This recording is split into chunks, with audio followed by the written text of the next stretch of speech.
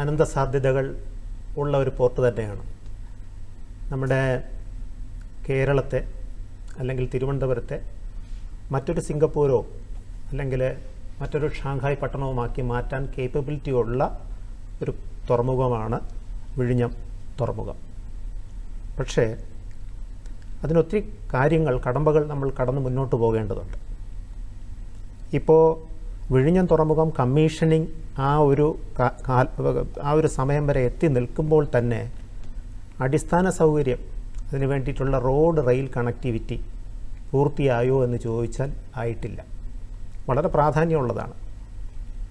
അത് മാത്രമല്ല, വിഴിഞ്ഞം തുറമുഖം ഒരു ട്രാൻസ്ഷിപ്മെൻറ്റ് തുറമുഖമായി നിലനിൽക്കുകയാണെങ്കിൽ, ട്രാൻസ്ഷിപ്മെൻറ്റ് തുറമുഖമായി മാത്രം നിലനിൽക്കുകയാണെങ്കിൽ കേരളത്തിന് അതിൻ്റെ പ്രയോജനം കിട്ടില്ല.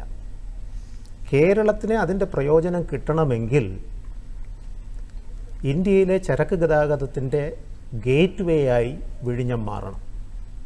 അതായത് DG ഷിപ്പിങ്ങിൻ്റെ ഒരു റിപ്പോർട്ട് പ്രകാരം ഒരു കണ്ടെയ്നർ വിഴിഞ്ഞത്ത് വന്നിറങ്ങി 100 കിലോമീറ്റർ അകലെ ഒരു ഡെസ്റ്റിനേഷൻ പോയിന്റിൽ വന്ന് അത് ഡെലിവറി ചെയ്യുമ്പോൾ 11 തൊഴിലവസരങ്ങൾ സൃഷ്ടിക്കപ്പെടുന്നുവെന്നാണ്.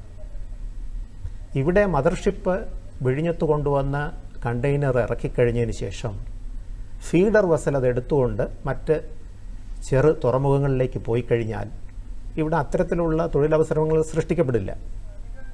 ഇവിടെ സൃഷ്ടിക്കപ്പെടണമെങ്കിൽ ഔട്ടർ റിംഗ് കോറിഡോർ, അതുപോലെ പ്രധാനപ്പെട്ട സ്ഥലങ്ങൾ ഉൾപ്പെടുത്തിക്കൊണ്ടുള്ള റിംഗ് റോഡ് ഫെസിലിറ്റി, ഇതെല്ലാം നിലവിൽ വരണം. ഇതെല്ലാം നിലവിൽ വന്നാൽ മാത്രമേ ഒരു തുറമുഖത്തിൻ്റെ പ്രയോജനം ആ നാടിനുണ്ടാവുകയുള്ളൂ. അത് ഏത് രീതിയിൽ ചിന്തിക്കണമെന്ന് പറഞ്ഞാൽ, ഇപ്പോൾ തുറമുഖം വന്നു, തുറമുഖത്തിൻ്റെ അടുത്ത് നമുക്ക് ഇന്ത്യയിൽ നിന്ന് കയറ്റുമതി ചെയ്യാവുന്ന കാര്യങ്ങൾ, ഇപ്പോൾ സുഗന്ധവ്യഞ്ജനങ്ങൾ, പിന്നീട് തേൻ, ഇവിടെയുള്ള സാധനങ്ങൾ, പൂക്കൾ, അതുപോലെ കുടുംബശ്രീ ഉൽപ്പന്നങ്ങൾ, അതുപോലെയുള്ള കാര്യങ്ങൾ, ഇത് എക്സ്പോർട്ടിന് സാധ്യതയുള്ളതാണ്. പിന്നെ സംസ്കരിച്ച മത്സ്യമാംസാദികൾ, ഇതെല്ലാം കൃത്യമായിട്ട് അതിൻ്റെ അടുത്ത് എത്തിക്കേണ്ട യൂണിറ്റുകൾ ഈ തുറമുഖത്തിനടുത്ത് തന്നെ ഉണ്ടാവണം. അത് തൊഴിൽ സാധ്യത വർദ്ധിപ്പിക്കുന്നതാണ്. മാത്രമല്ല, ചെറുകിട ഉൽപ്പാദന യൂണിറ്റുകൾ ഉണ്ടാവണം. കണ്ടെയ്നറാണ് ഇവിടെ മെയിനായിട്ട് ഹാൻഡിൽ ചെയ്യുന്നത്. ആ കണ്ടെയ്നർ റിപ്പയറിംഗ് സംവിധാനം, അതിന് വേണ്ടിയിട്ടുള്ള യൂണിറ്റുകൾ ഉണ്ടാവണം. കണ്ടെയ്നർ മാനുഫാക്ചറിങ് യൂണിറ്റുകൾ ഉണ്ടാവണം. ഇതുപോലെ ഇങ്ങനെയുള്ള കാര്യങ്ങൾ ഉണ്ടായാൽ മാത്രമേ നിക്ഷേപകർ ഈ വിഴിഞ്ഞം തുറമുഖവുമായി ബന്ധപ്പെട്ട കാര്യങ്ങൾക്ക് ഇവിടെ വരികയുള്ളൂ. അപ്പോൾ അതിനെ പ്രോത്സാഹനം കൊടുക്കണം. അതിന് പ്രോത്സാഹനം കൊടുക്കുക എന്ന് പറഞ്ഞാൽ നിക്ഷേപകരെത്തിയാൽ മാത്രമേ പുതിയ പുതിയ ബിസിനസ്സുകൾ ആരംഭിക്കുകയുള്ളൂ. ആ ബിസിനസ്സുകളാണ് ഇവിടെ നമ്മുടെ യുവജനങ്ങൾക്ക് തൊഴിലവസരങ്ങൾ നൽകുന്നത്. അതെല്ലാം കൂടെ ചേർന്ന ഒരു സങ്കല്പമാണിത്.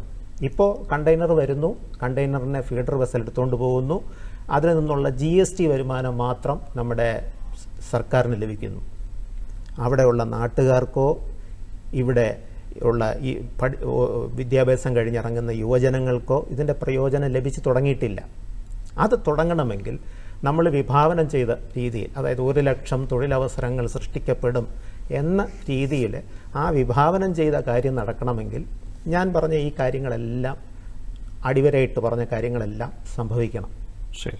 വളരെ പ്രധാനപ്പെട്ടത് റോഡ് റെയിൽ കണക്ടിവിറ്റി തന്നെയാണ്. അതിനാണ് ഏറ്റവും കൂടുതൽ ഇമ്പോർട്ടൻസ് നമ്മൾ കൊടുക്കേണ്ടത്.